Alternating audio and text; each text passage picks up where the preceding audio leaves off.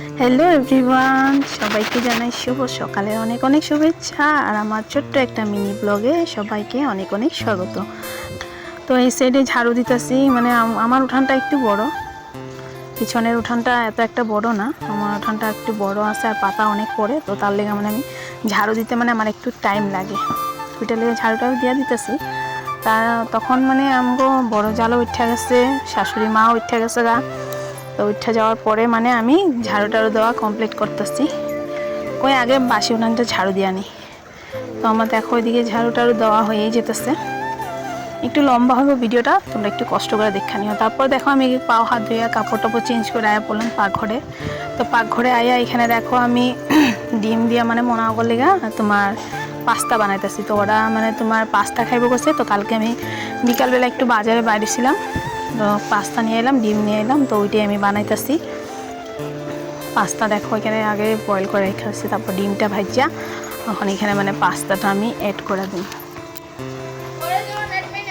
Pasta আমি এখানে pasta আমার বানানো হয়ে যেতেছে। তো এখানে দেখো আমার পাস্তা বানানো হয়েই গেছে গা।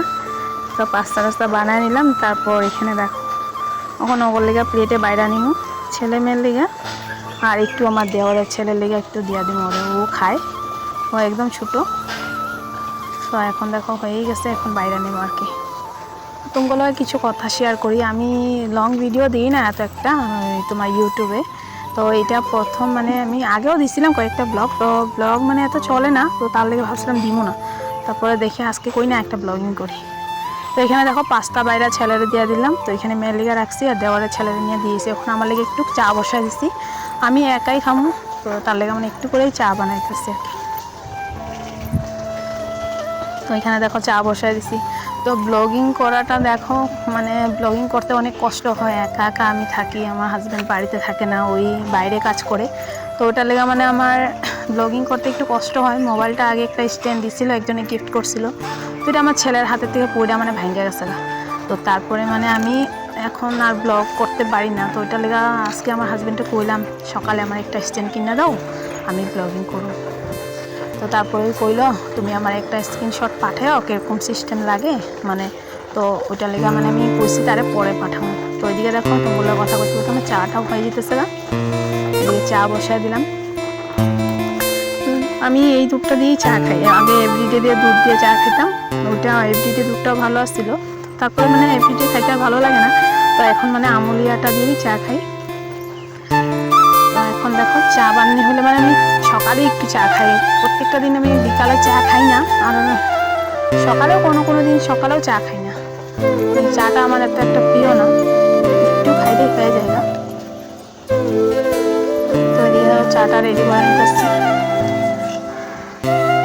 আর অনেকটাই কষ্ট হয় একা একা থাকলে, মানে তোমার ব্লগ বানাতে অনেকই কষ্ট হয়, মানে মোবাইল ধরার মানুষ থাকে না কেউ, আর অনেকে দিতে পারে মানে ওর হাজব্যান্ডও মোবাইল ধরে দেয় না, তারপরে মোবাইল ধরার মানুষও থাকে, আমরা তো কেউ নাই, আমরা তো একাই করতে হয় সব কিছু। তো ওইটা লেগে মানে অনেক কষ্ট হয় আর কি ব্লগ করতে। তো দেখি এবার স্ট্যান্ডটা কিনা দেওয়ার পরে তোমার লগে ডেইলি চেষ্টা করুন একটা করে ব্লগ দেওয়ার চেষ্টা করুন, মিনি ব্লগ। যদি আমার ভিডিওটা তোমাকে ভালো লাগে প্লিজ একটা লাইক কমেন্ট শেয়ার করে দিবা, কারণ এত কষ্ট হয় মানে ভিডিও করতে, তারপর ভিডিওটা এডিট করতে অনেক কষ্ট। তো ওইটার লেগে মানে আমার কি করবো, আরও ব্লগ করতে ইচ্ছা করে না কখনো।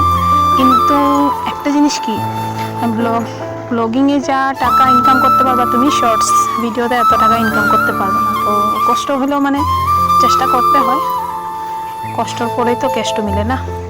তো চা রেডি, চা বিস্কুট খেয়ে নিলাম। বেশি লম্বা করো না ভিডিওটা, সবাই ভালো থাকবা, সুস্থ থাকবা, টাটা।